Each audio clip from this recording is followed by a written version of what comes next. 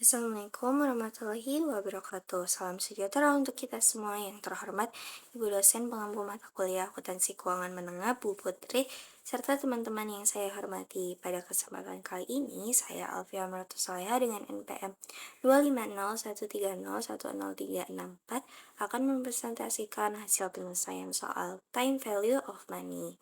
Baik, langsung saja kita mulai dari soalan yang pertama. Nah, pada soalan yang pertama ini kita menyebut dengan metode bunga sederhana. Artinya, di mana bunga setiap tahunnya itu nilainya tetap karena dihitung dari modal awal yaitu 12 juta.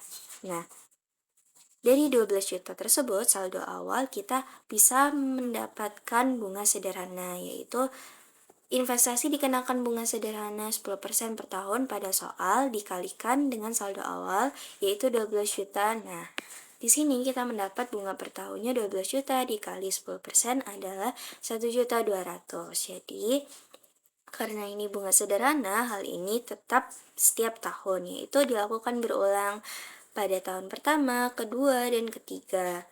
Nah, di sini kita lanjut saja ke perhitungannya.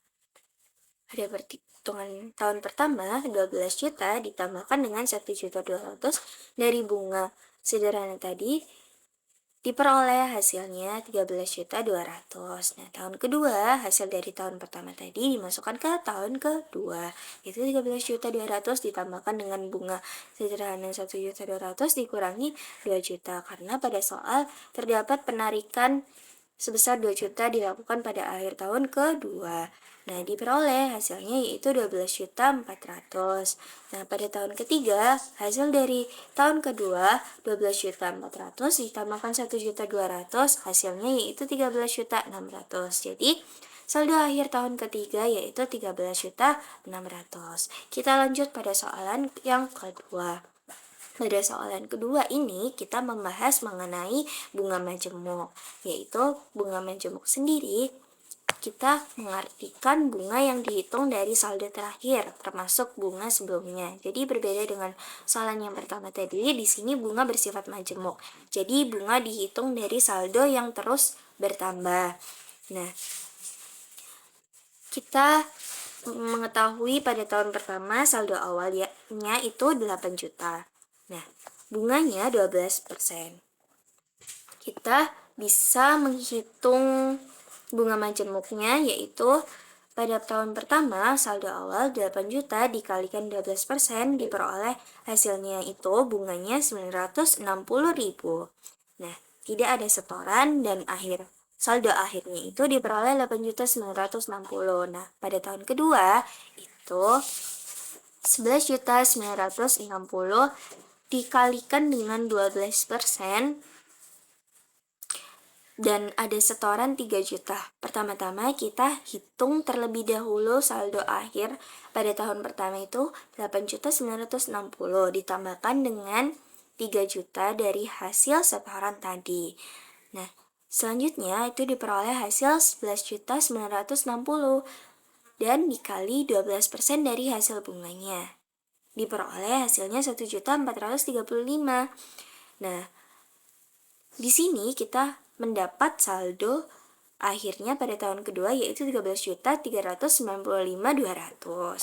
Selanjutnya pada tahun ketiga 13.395 dari hasil tahun kedua tadi dikalikan dengan bunga majemuk 12%, yaitu diperoleh 1.607.424. Nah, diperoleh saldo akhirnya yaitu 15.2.624.000. Nah, lanjut pada soalan yang ketiga. Di sini perusahaan itu menabung setiap akhir tahun itu sebesar 2 juta. Nah, tahun ke-1 hingga 2 itu bunganya 10%, tapi pada tahun ketiga dan 4 itu bunganya naik menjadi 12%. Otomatis di sini ada kenaikan sebesar 2%. Nah, kita disuruh menghitung nilai masa depan dan menjelaskan pengaruh perubahan bunga. Nah, di sini kita menyebut setoran rutinnya itu sebagai PMT tiap tahun, disebut anuitas. Ini adalah anuitas karena ada setoran tetap tiap tahunnya dan dihitung future value-nya sampai akhir periode. Nah, saldo lama itu dikembangkan dulu pakai bunga, lalu ditambah setoran baru. Masuk ke perhitungan pada soalan ketiga, kita menghitung nilai akumulasinya terlebih dahulu.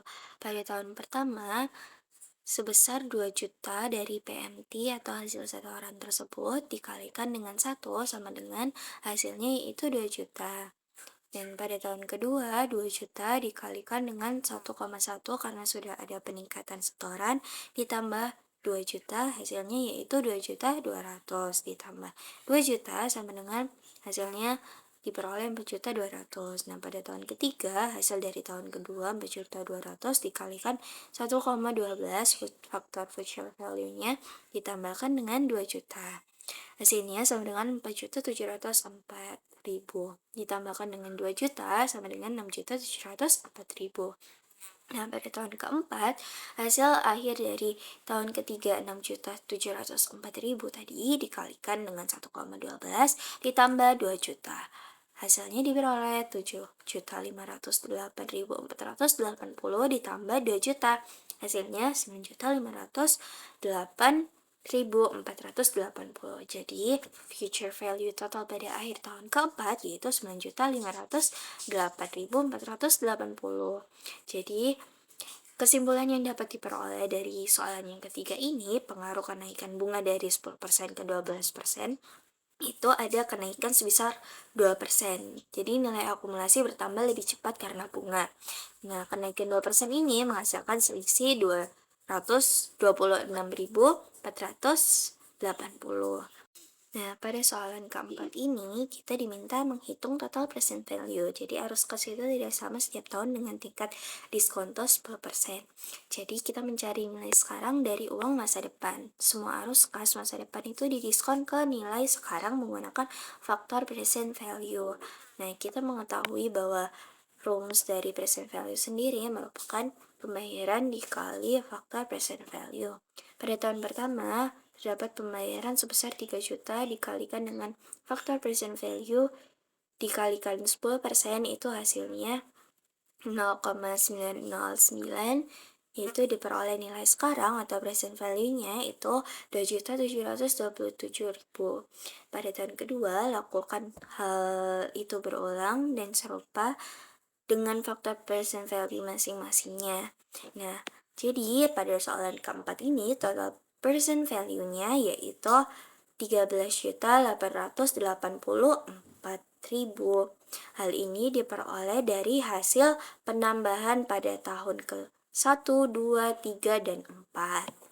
Pada soalan kelima ini, kita disuruh mencari waktu, disimbolkan dengan N. Nah, yang dicari adalah berapa lamanya. Jadi karena yang dicari adalah waktu, saya menggunakan logaritma dari rumus bunga majemuk.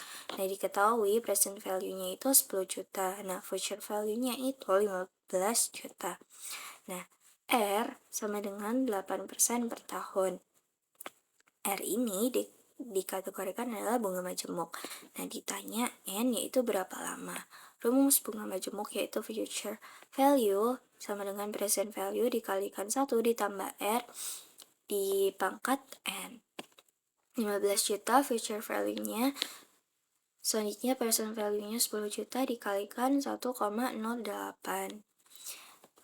dan di pangkat N. Jadi 1,08 pangkat N tadi sama dengan 15 juta dibagi 10 juta. Ada perpindahan posisi di sini sama dengan 1,5. Jadi N tersebut sama dengan log 1,5 dibagi log 1,08. N sama dengan 0,40546 dibagi 0,07696. N sama dengan 5,26 atau kita bulatkan menjadi 5,27. Nah, pada tahun kelima, di sini pada tahun kelima mencapai 14.693.281 sehingga nilai 15 juta itu dicapai setelah sekitar 5,32 tahun dari hasil dikalikan 12 bulan dalam setahun. Jadi lebih dari 5 tahun namun kurang dari 6 tahun. Jadi waktu yang dibutuhkan itu 5,32 tahun atau kita bisa bulatkan 6 tahun.